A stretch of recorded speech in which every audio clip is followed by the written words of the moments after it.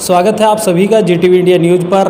आज हमारे साथ मौजूद हैं सहारनपुर जनपद की नंबर 1 विधानसभा सीट बेट विधानसभा सीट से विधायक और कांग्रेस के वरिष्ठ नेता नरेश सैनी जी। स्वागत है सर आपका जीटीवी इंडिया न्यूज़ पर। धन्यवाद, शुक्रिया बहुत बहुत। सर आप सहारनपुर जनपद की बेट विधानसभा सीट से विधायक हैं। पूर्व में भी आप बेट विधानसभा सीट से चुनाव लड़ चुके हैं। हालांकि नज़दीकी अंतर से आप बसपा प्रत्याशी से हार गए थे। उसके बाद 2017 में आप चुनाव जीते हैं। 2017 से आप क्षेत्र में क्या क्या आपने विकास कार्य कराए हैं, क्योंकि आपका क्षेत्र काफ़ी पिछड़ा हुआ है। पेयजल से लेकर अनेक समस्याएं जो ज़मीनी स्तर पर लोगों को उनका सामना करना पड़ता है, तो आपने क्या प्रयास किए हैं अपने क्षेत्र की जनता के लिए? मैंने जब से मैं विधायक बना, विधायक निधि तो सभी विधायकों की लगती है, आप जानते हैं। वो तो एक प्रोटोकॉल है, उसमें एक ज़रूरत है जो तो सरकार दे रही है, वो लोगना है, डीआरडी ने, सब पता है आप लोगों ने। लेकिन उसके अलावा क्योंकि मैं विपक्ष का विधायक हूँ, विपक्ष के विधायक के होते हुए मैंने लगातार विधानसभा में क्वेश्चन लगाए, आवाज़ उठाई जनता की, और उसमें मैंने सफलता भी मिली। सबसे पहले तो मैंने, क्योंकि मेरा क्षेत्र ग्रामीण क्षेत्र है, वहाँ पे घास फूस के मकान हैं, गरीब लोग रहते हैं, वहाँ पे जो अग्निशमन सेवा की नहीं थी, उसकी मैंने अपनी आवाज़ को उठाया विधानसभा में, वो मंजूर हुई। वहाँ पे जल्दी फायर ब्रिगेड की स्थापना होगी। मेरे यहाँ पे कोई तटबंध टकरे नहीं लगी थी, दीवार जहाँ कटा हुआ गया था। 11 गाँव में योजनाएं पिछले साल लगी और 53 गाँव की योजना अब शुरू हुई, जिसमें आपने देखा होगा मैं हिरारेड्डी गाँव में गया था, उसका पटाक्षेप किया था मैंने, और वो दोबारा वहाँ से अब वो दीवार उखाड़ दिए, दोबारा बनने का काम हो गया। 64 गाँव में पहली दफ़े बेट विधानसभा में काम हो रहा है पत्थरों की दीवार बनने का।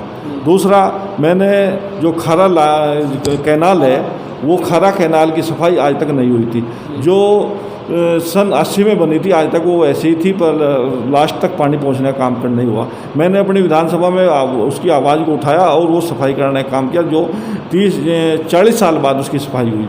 इसके साथ साथ मैंने क्योंकि जो कोरोना महामारी चल रही थी, कोरोना महामारी के चलते चलते आपने देखा होगा कि हर आदमी ऑक्सीजन के परेशान था।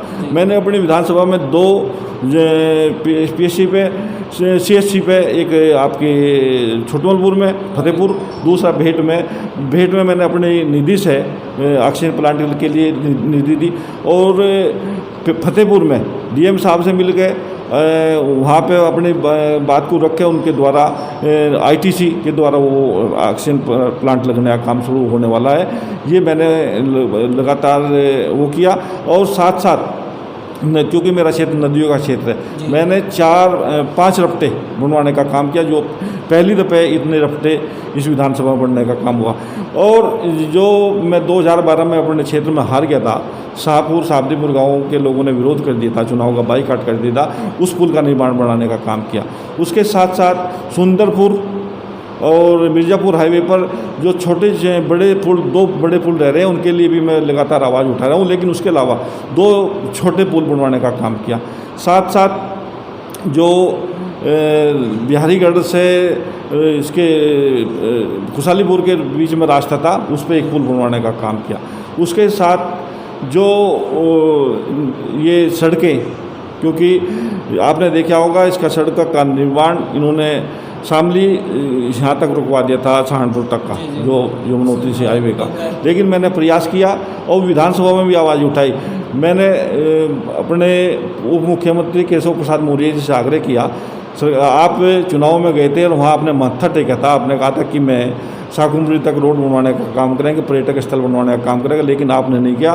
तो उन्होंने मेरे से वादा किया था कि हम शाकुंभरी तक भी इस 4 लेन को ले जाने का काम करेंगे। उसके साथ साथ स्पोर्ट्स कॉलेज लगातार जो बहन मायावती जी ने उसको एक सरकार में बना था, उस पर काम बंद था। पिछली बार समाजवादी की सरकार थी, उसमें काम बंद था। लेकिन मैंने अपने प्रयास से लगातार आवाज़ को उठाया और वहाँ पे 16 करोड़ रुपए मंजूर करने का काम किया। क्षेत्र में विपक्ष के विधायक होने के बावजूद भी हर मुद्दे में टोडरपुर फैक्ट्री बंद है, लेकिन लगातार मैंने आवाज़ उठाई, उन्हें आश्वासन दिलवाया मेरे से गन्ना मंत्री जी ने कि हम लगाएंगे, और उसकी सर्विस भी करा दी। लेकिन ये सरकार झूठ बोलती है, इसके अधिकारी और इसके सरकार के मंत्री झूठ बोलते हैं। वो फिर लोकसभा के चुनाव में उन्हें तो लाभ ले लिया, लेकिन उसके बाद फिर वो फैक्ट्री को बंद कर दिया। जब उन्हें सर्विस करा दी थी, कह दिया था बिक गई, फिर उसको काम क्यों नहीं चला, उसके लिए भी मैंने आवाज़ उठाई। और लगातार मैं जनता की आवाज़ उठा रहा और जनता के काम कराने का काम कर रहा, और मुझे विश्वास है 2022 में फिर जनता मेरे विश्वास के साथ जोड़ेगी। मेरे काम को देखते हुए मेरा से जनता वन गुर्जर समाज भी आपकी विधानसभा क्षेत्र में बड़ी संख्या में है, जो पहाड़ियों में रहते हैं, लेकिन उनके लिए कोई जल से लेकर लाइट अन्य कोई भी ऐसी सुविधा नहीं जिनका उन्हें लाभ मिल रहा हो। उनके लिए भी आपने कोई प्रयास किया है? मैं लगातार उनके लिए प्रयास किया, जितना प्रयास हुआ मेरे द्वारा। मैंने जो कि पूर्व सरकारों के द्वारा, एक जब समाजवादी की सरकार सहारनपुर इसमें उत्तर प्रदेश में थी, जब उत्तराखंड और यूपी एक थे, तो वहाँ पे एक योजना आई थी, और वो आई थी पथरी पड़ता है हरिद्वार में। वहाँ पे जंगलों से उनको लिया के ऊपर से पहाड़ों से नीचे बसा गया था। उसमें उनसे 1 हेक्टेयर ज़मीन दी गई थी और उनका निवास के लिए उनके घर बनवा के दिए थे। उसी योजना के तहत मैंने लगातार प्रयास किए, और उसमें मैं से उन्हें आश्वासन भी दिया, लिखित में आश्वासन है सरकार का कि हम उन्होंने ऊपर से एक मोहंड के एरिए में और एक साकुम्बरी के एरिए में उन्होंने इनकी स्थापना करने का काम करेंगे। मैं उसमें लगातार प्रयास में हूँ, और वो मेरे से आश्वासन भी दे रखा है सरकार ने। वो निश्चित उस पर कार्रवाई होगी समय आने पर। लेकिन अभी तक कार्रवाई नहीं हुई? अभी तक कोई कार्रवाई नहीं हुई, लेकिन सरकार ने आश्वासन कर क्या मैं लिखित में आपसे दिखा दूँ। आपका एक प्रकरण बीते दिनों बेट में हुआ था, हैंडपंप को लेकर एक विवाद हुआ था, जिसके बाद विपक्ष आप पर आरोप लगा रहा है कि आपने सांप्रदायिकता को बढ़ावा देने के लिए यह प्रकरण को उछाला है। और विपक्ष यह भी कह रहा है कि पिछले 4.5 साल से आप जनता के बीच नहीं थे, अब ऐसे मुद्दे लाकर आप जनता को एक बार फिर धर्म के नाम पर बांटने का काम कर रहे हैं। इस पर आप क्या कहेंगे?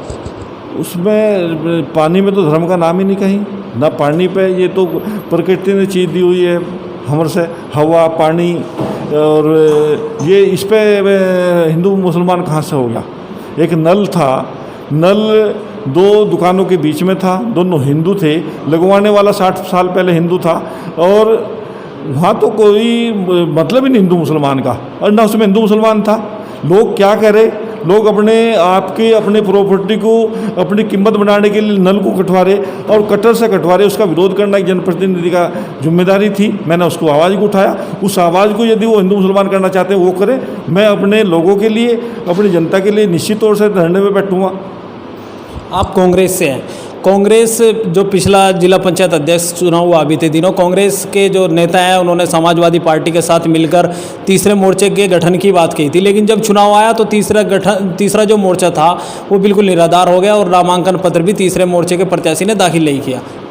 तीसरे मोर्चे की जहाँ तक बात है, हम लोगों ने प्रयास किया था, क्योंकि सहारनपुर में जो जिला पंचायत मेंबर आए 3 दल के सबसे ज़्यादा है। सबसे ज़्यादा बसपा का आया, उसके बाद फिर भाजपा के आए, उसके बाद कांग्रेस का नंबर आता है, उसके बाद समाजवादी का नंबर आता है।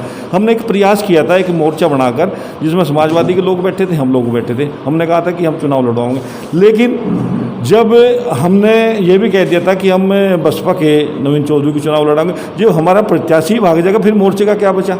नहीं, उससे पहले आपने कहा था कि बसपा के भी कुछ जिला पंचायत सदस्य हमारे संपर्क में हैं, और हम अलग ही बसपा और भाजपा से अलग ही जिला पंचायत चेयरमैन देंगे। उस पर सवाल है हमारा। उस सवाल है, उसका ही जवाब दे रहा हूँ मैं।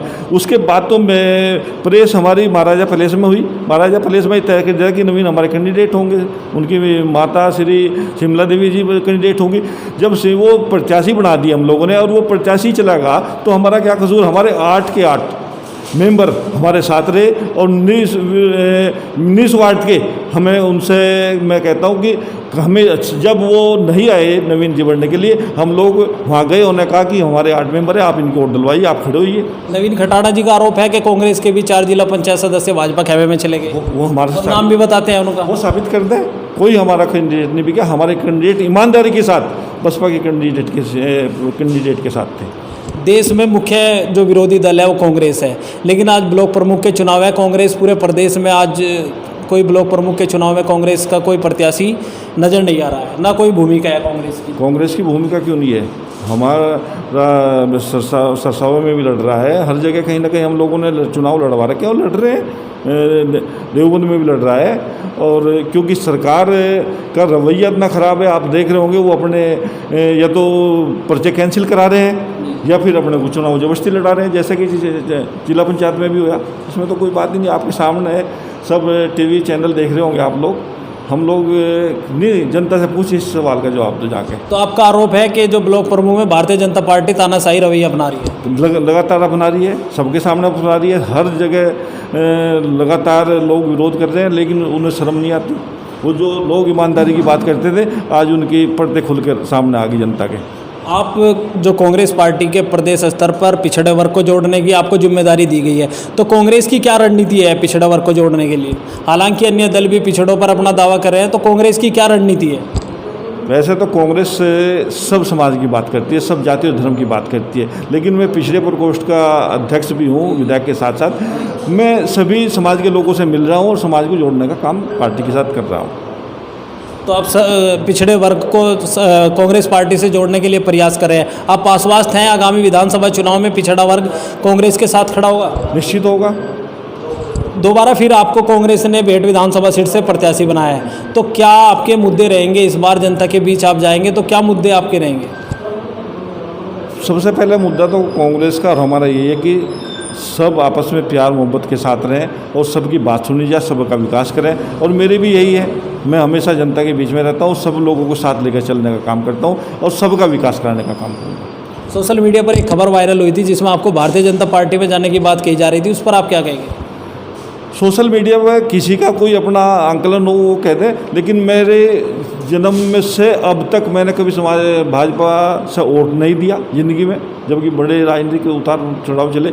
हमेशा समाजवादी परिवार में मेरा जन्म हुआ और कांग्रेस की विचारधारा से जुड़ा रहा और लगातार कांग्रेस में रहूँगा, कांग्रेस में ही चुनाव लड़ूंगा। कांग्रेस का मैं धन्यवाद अदा करता हूँ। 2012 में भी लड़ा था, 17 में विधायक बना और दोबारा 22 में भी कांग्रेस ही प्रत्याशी घोषित कर दिया है। हाँ, इसके लिए शुक्रिया कर रहा हूँ मैं अपनी पार्टी हाईकमान का। मैं 22 में चुनाव कांग्रेस से ही लड़ूंगा। हमारे चैनल के माध्यम से कोई संदेश अपने क्षेत्रवासियों को आप देना चाहेंगे? मैं अपने आपके चैनल के माध्यम से देता, सब प्यार मोहब्बत से रहें और जो माहौल चल रहा है, हम सब एक भगवान की औलाद हैं और उस क्योंकि भगवान के यहाँ भेदभाव नहीं होता। यदि भेदभाव भगवान के यहाँ से होता तो निश्चित तौर से हिंदू मुसलमान होता। सब लोग आपस में रहें, प्यार मोहब्बत के साथ रहें, सबको आपका एक दूसरे के धर्म का सम्मान करें, एक दूसरे के प्यार मोहब्बत में उसके दुख सुख में खड़े होने का काम करें। मैं भी यही चाहता हूँ और मैं भी यही करता हूँ। तो ये सहारनपुर जनपद की बेट विधानसभा सीट से कांग्रेस के विधायक और कांग्रेस के पिछड़ा वर्ग प्रकोष्ठ के अध्यक्ष नरेश सैनी जी हमारे साथ मौजूद थे, जिन्होंने बताया कि जो क्षेत्र की समस्या है उसको लेकर वह प्रमुखता से विधानसभा में उठा रहे हैं और इसके अलावा इन्होंने जो हैंडपंप प्रकरण था उस पर भी अपनी राय रखी। बहुत बहुत शुक्रिया सर हमारे चैनल से बात करने। आपका बहुत बहुत, आप आए, आपने जो मेरी जो आवाज़ है वो मेरी जनता तक क्षेत्र तक पहुँचाने का काम करेंगे, इसके लिए बहुत बहुत जी न्यूज़ का धन्यवाद। आपका बहुत बहुत धन्यवाद।